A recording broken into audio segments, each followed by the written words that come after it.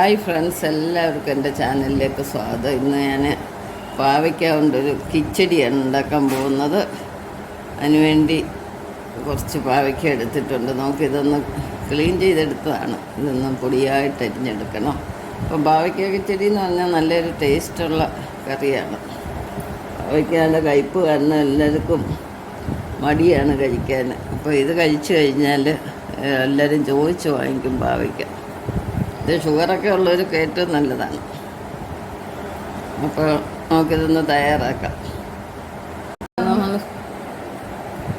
എല്ലാം നമ്മൾ ക്ലീൻ ചെയ്തെടുത്തിട്ടുണ്ട്.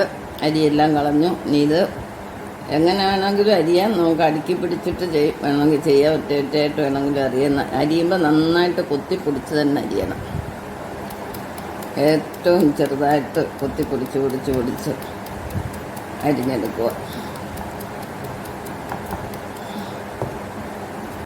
നമ്മളെപ്പോഴും പാവയ്ക്ക അരിയുമ്പം തീരെ പൊടിയായിട്ട് തന്നെ അരിയുക. അതാണൊരു ടേസ്റ്റ്. പിന്നെ പച്ചയ്ക്ക് നമുക്ക് ഒരുപാട് കൂടുതൽ തോന്നിച്ചാൽ അത് മൂത്ത് വരുമ്പോൾ ഇച്ചിരിയേ ഉള്ളൂ. ഇതിങ്ങനെ വറുത്ത് വെച്ചിരുന്നാൽ നമുക്ക് കുറച്ച് ദിവസം ഇരിക്കുകയും ചെയ്യും. ഇടയ്ക്കിടയ്ക്ക് നല്ല എയർടൈറ്റായിട്ടുള്ള പാട്ടൊക്കെ ഇട്ട് വെച്ചാൽ അത്യാവശ്യം നമുക്ക് പെട്ടെന്നൊരു സാലഡ് ഉണ്ടാക്കണമെങ്കിൽ നമുക്ക് എടുക്കുകയും ചെയ്യാം. എല്ലാം നമ്മൾ കുനുകുനാന്ന് അരിഞ്ഞെടുത്തിട്ടുണ്ട്. കണ്ടില്ലേ? ഇത് ചോപ്പറിൽ ചെയ്യുന്നവരുണ്ടെങ്കിൽ ചോപ്പറിൽ ചെയ്യുമ്പോൾ നല്ല ജലാംശം ഉണ്ടാവും. അപ്പോൾ അത് ആ വെള്ളം അങ്ങ് പിഴിഞ്ഞ് കളയുക. അല്ലെങ്കിൽ മൂത്ത് കിട്ടാനും കുഴഞ്ഞിരിക്കും. ഇതാകുമ്പോൾ നമുക്ക് ക്രിപ്സിയായിട്ട് കിട്ടും നന്നായിട്ട്. ഇനി നമുക്ക് പച്ചമുളകാണ് ചേർക്കുന്നത്. എരിവിനനുസരിച്ച് വേണ്ടുന്ന പച്ചമുളക് ചേർക്കാം. അതും ചെറുതായിട്ട് പൊടിയായിട്ട് അരിയാം. പച്ചമുളകൊക്കെ ഇടുമ്പോൾ നല്ലൊരു സ്വാദാണ്.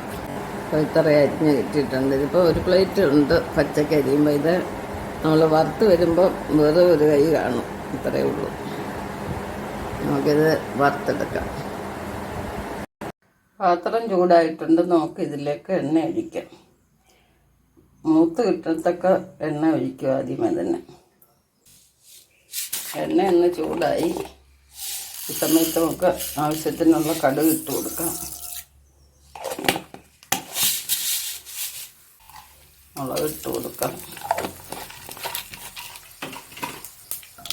കടുകെല്ലാം പൊട്ടി നമുക്ക് കരിവേപ്പില ഇട്ട് കൊടുക്കാം.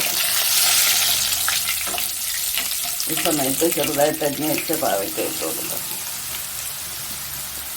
ഇനി ഇത് നല്ലതായിട്ടൊരു ബ്രൗൺ കളറാവുന്നിടം വരെ ചെറിയ തീയിലിട്ട് വേണം ഇളക്കിയെടുക്കാൻ. ആവശ്യത്തിനുള്ള ഉപ്പ് ഇട്ട് കൊടുക്കാം. ഒരു അരമണിക്കൂർ കിടക്കേണ്ടി വരും.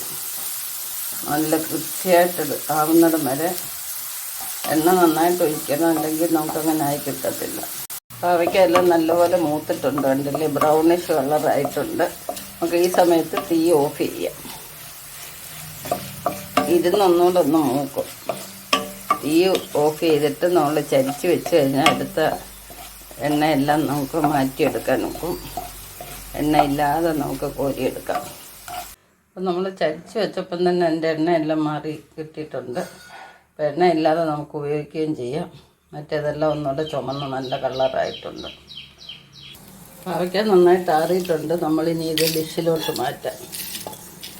ഇത്ര വേണ്ടെന്നുണ്ടെങ്കിൽ നമ്മൾ എയർ ടൈറ്റായിട്ട് സൂക്ഷിച്ച് വെച്ചാൽ പിന്നെ വേണ്ടുന്ന സമയത്ത് നമുക്ക് മൂപ്പിക്കാൻ നടക്കണ്ട.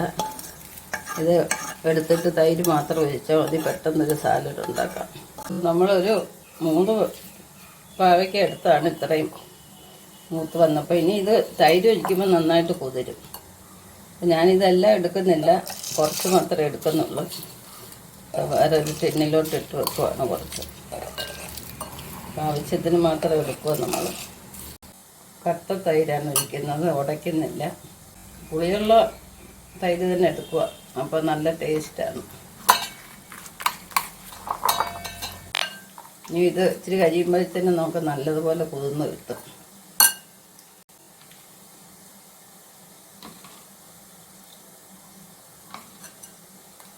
പെട്ടെന്നൊരു കറി റെഡി ആയിട്ടുണ്ട്. ഇത് ഷുഗറുള്ളവർക്കൊക്കെ ഇങ്ങനെ ഉണ്ടാക്കി കഴിക്കാൻ നല്ലതാണ്. പാവയ്ക്കയുടെ കയ്പും അറിയത്തില്ല. തൈര് ഉള്ളിൽ ചെല്ലും. ഇപ്പോൾ നമ്മുടെ പാവയ്ക്ക സാലഡ് റെഡി ആയിട്ടുണ്ട്. കണ്ടില്ലേ, എന്താ ഒരു ഭംഗി കാണാൻ, നല്ലൊരു മണവും ഒക്കെയാണ്. അപ്പോൾ ഈ വീഡിയോ ഇവിടെ വൈൻഡപ്പ് ചെയ്യുകയാണ്.